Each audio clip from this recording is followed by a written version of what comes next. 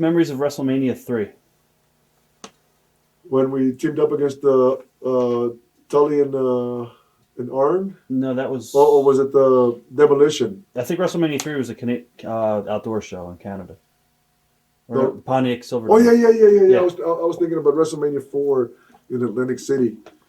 Oh, God, I mean, during the day, we went up to the very top of the stadium and to see how little the ring looked. Right. You know, just to think the only reason these fans are going to be here is just to be part of history because, you know, it was the biggest attendance, indoor attendance at the time. Right. I don't know if it still holds. I think that was broke, actually. And I forgot where. Memories of the Bulldogs. Dynamite and Davey Boy. The Bulldogs were very, very hard workers. I mean, they came in and they were doing unbelievable bumps. You know, the bumps that I guess there was a first tag team that was really had no regards for their body, and I mean they were just doing crazy bumps and very hard workers. And you know, they came in here, they were still pretty green, but you know the hard work covered their greenness. Right. And they were a very successful team. Did you see a lot of the ribs that Dynamite was pulling on people? Yeah. Yeah. Yeah, it's. A lot of people say he was an asshole. Yeah, he was pretty dirty. You know, if you were one of the guys that he was, I was lucky that I wasn't one of the guys that he, because I mean they can pull ribs on anybody. Right. You know, you're gone to work and your stuff is in the dressing room, and you know, I was lucky that I wasn't one of their victims. What are your memories of teaming up with Mil Mascaras at the Paul Bosch retirement show? Well, Mil Mascaras, to me, was, you know, the Hispanic at the time. I remember when I started, I gave him a ride in my car from San Antonio to Houston, because that's where we were going to be the next night, and I was just a referee. I was just, you know, I broke in as a referee in San Antonio before I went to Tampa. Right. And we stopped and got some beer. And after we got the beer, we were driving down the road, and then he took his mask off. I mean, I didn't realize that. I thought he kept his mask off the whole time. And I couldn't believe that, you know, that it was the same guy. Right. You know, to me, it was like a real honor to be teamed up with him. Whose idea was it to put you with Rick Martel again in WWF? And you think if Zenk didn't leave, do you think that would have been done? No, well, that's the only reason that they put me with Rick Martel. Okay. You know, Zenk left him, and Rick, they wanted a partner for Rick, and I wasn't doing anything, and you know, they put us together. They wanted to make us the gimmick that they wanted to give us was the Border Patrol. You know, Vince told us that. You know, they were going to make us the Border Patrol. You know, I'm in the South and him in the North. And at the time, they had some Mexicans had died inside a train box. Right. Because of heat exhaustion. And I told Vince, I said, I think that's a little controversial for me. You know, if you're going to push me as a babyface, you know, to be a Border Patrol with, you know, those Mexicans that are crossing the border that are dying. Right. You know, at the time. So they changed it and made us strike force. Why did Zenk leave? I guess him and I forgot what Martel said. They had kind of heat against each other or something like that. Yeah, I don't know. I don't know if it was jealousy or. There was a big rumor going around that the boys walked in on them sleeping together too. Was that just a rumor that the boys started? I never heard. I don't think so. Yeah. I honestly don't think so. Okay. Also, Rick Martel, I think you guys worked a singles program a little bit, right? Yeah. How was that? It was good. I just don't think they ever went. They ever had intentions to really draw some money with that. What was the locker room like when Dusty came in?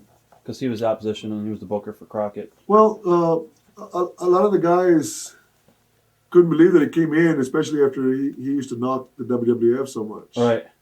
So a lot of the guys didn't respect him very much.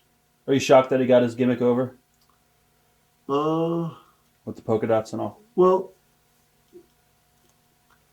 he didn't get the gimmick over. Vince got the gimmick over. Right. I mean, I was shocked that he went for it. Huh. I was more shocked than getting it over, because, if Vince wants to get something over, he can get something over. Right. What are your memories of your series with Curt Hennig?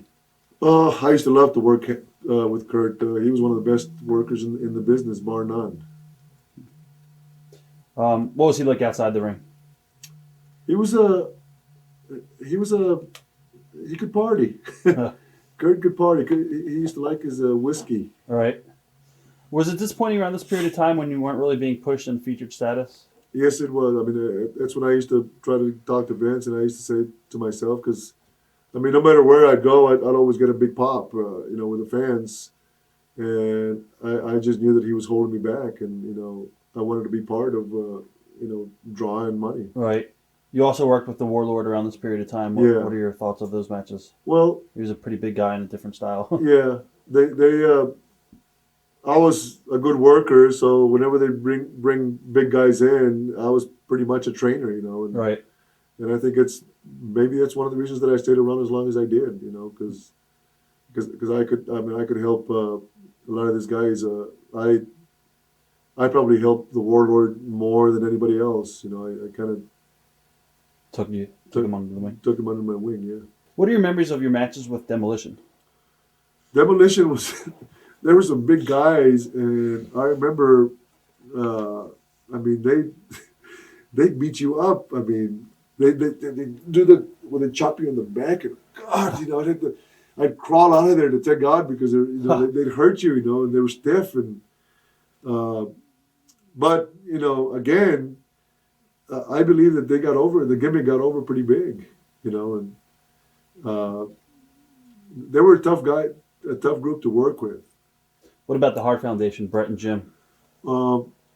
Brett and Jim came from Calgary, and so did the Bulldogs. And, that whole gang, they were to me, this is my opinion. They were all very talented. But in this business, you only get as good as your opponent. So they had not been exposed to working with top guys like Don Morocco or Mr. Fuji, or guys that have been working on top, for a long time. So, they weren't polished. Right. They were just working with each other. Right. They were working with each other, and they beat the heck out of each other and do some great bumps and stuff, and then they do things for no rhyme or reason. I think they all came here, and they all became much better workers, and they became polished. Were you surprised at Brett's later success? Yes, I was.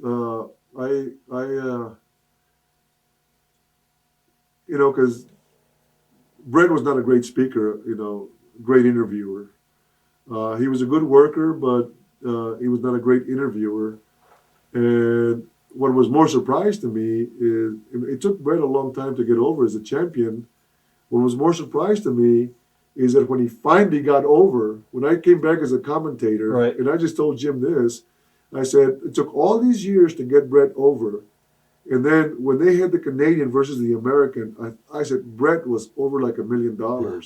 And then for them to let him go and take the belt away from him, when they did, that was what was so surprised to me, because, again, Brett got over, as he went. He became a better talker. He became, right. The package became better, and then all of a sudden, there's a problem with him and Shawn Michaels, and they get rid of him. There's all the politics and stuff.